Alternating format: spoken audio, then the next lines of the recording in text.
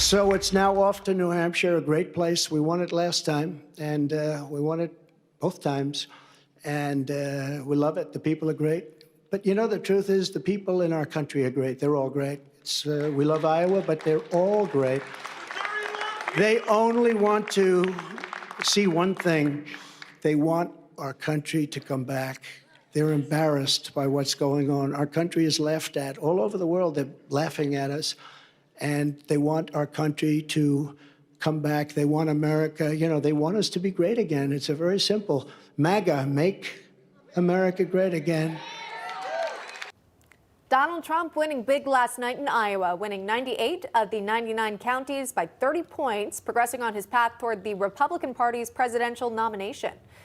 He's then followed by Governor Ron DeSantis in that coveted second-place spot, and Nikki Haley trailing behind in third. So here to break down the results and what happens next for the top three GOP candidates, we bring in our political panel. So today we have Jonathan Harris, a political commentator, Jennifer Nassour, a former Massachusetts GOP chairwoman, and special guest Matt Schlapp.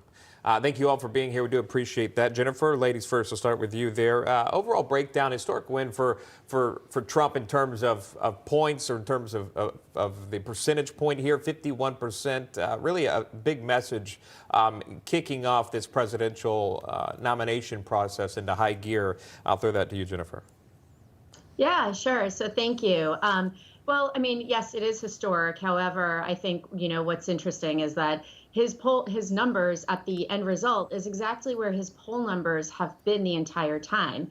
A couple of months ago, the former president had claimed that he would get over 60% of the vote, and that didn't happen. He got exactly where these poll numbers were. And a poll came out just a few days ago in the Des Moines Register that showed basically Trump, DeSantis, and Haley with around those percentage points. So it's not shocking. I think what's really interesting here, though, is that Ron DeSantis put all of his political eggs in the Iowa basket. And at the end of the day, it didn't turn out the way he wanted to. Not only did he not finish first, but he finished so far behind DeSantis. And I think that that's very telling going into New Hampshire. Yeah, Ron DeSantis is actually in South Carolina, so he's skipping right past New Hampshire next week's primary, focusing in at a Greenville rally. We're going to check in with that in just a bit. But before we do, this is what Ron DeSantis had to say to the crowd last night after finishing second in Iowa. Let's watch. Because of your support, in spite of all of that they threw at us, everyone against us, we've got our ticket punched out of Iowa. People want to have hope for this country's future, and that's what we represent. We represent a chance to reverse the madness that we've seen in this country, to reverse the decline of this country, and to give this country a new birth of freedom. Jonathan, as a political commentator and spectator in all of this, based on the results from last night, are you interested in to see what happens next week? Do you think any of these other candidates have a chance at taking on Trump?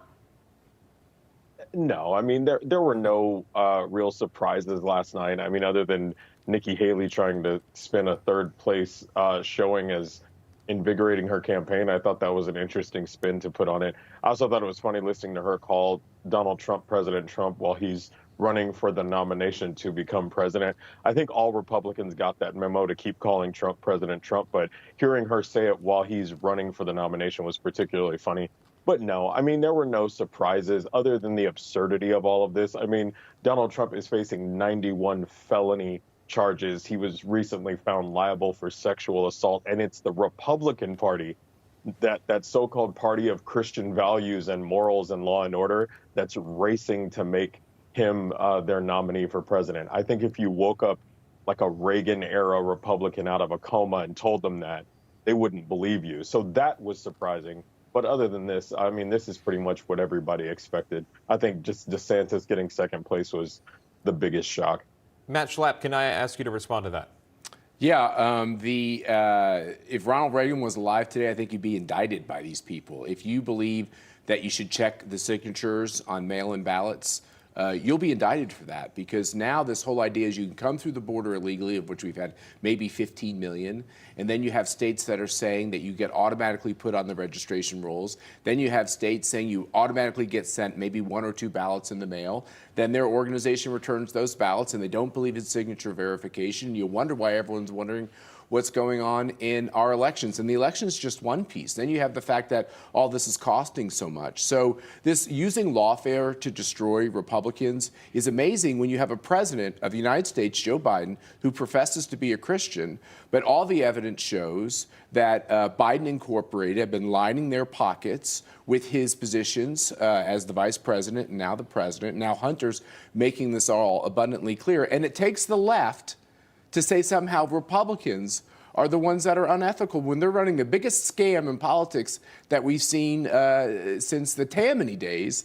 And you know, it's one of the reasons why Trump continues to be so stout, because they see it as a rigged game against him when it comes to getting equal, fair justice. You have J6 people that have been in jail forever.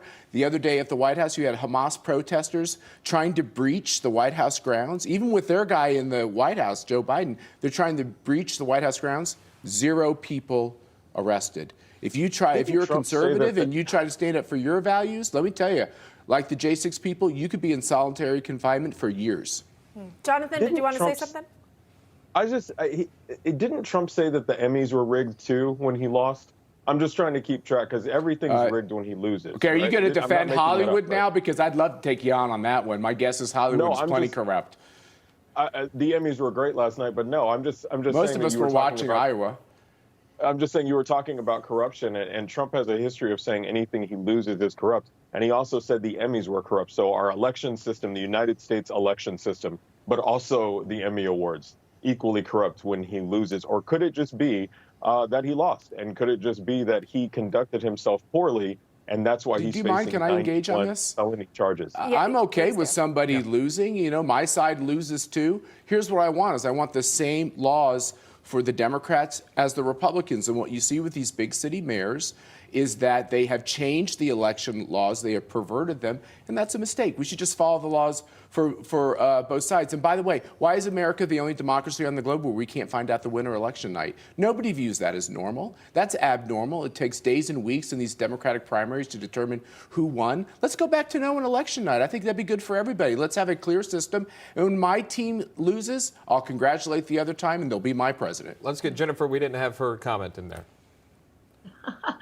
I love this debate. I agree. I do agree with Matt, though, on this. I mean, you know, there are different rules for different parties. And so I think Jonathan's spin on this is really interesting because at the end of the day, we see that Biden and co., we know what's going on. And here's where I'm coming from. At the end of the day, Americans are sick of watching the drama play out with old guys who are running for president. The chaos and the drama follows these two everywhere, whether it's them or their families. No one wants to see them in court. No one wants to hear about presidents indicted. And quite frankly, Jonathan, on your end, because the Democrats needed to get Donald Trump's rear end into court before there was a nomination process, Donald Trump won yesterday. And time after time in those exit polls, that's what people were saying, because if it happens to a former president or a president of the United States, it could easily happen to them. That's what they believe. And that's because the Democrats set it up. So if you guys are upset that Donald Trump won yesterday, it is totally because of you guys. Now, the system will, as we go on, thank God for democracy, because democracy is at play when it comes into the primaries. People get to go and vote, and they get to see the difference between the chaos and drama and going forward and what forward leadership is going to look like. All right. And again, you've got to get involved if you want your voice to be heard. Appreciate the lively discussion today. Jonathan Harris, Jennifer Nassour, Matt Schlapp, thank you all very much.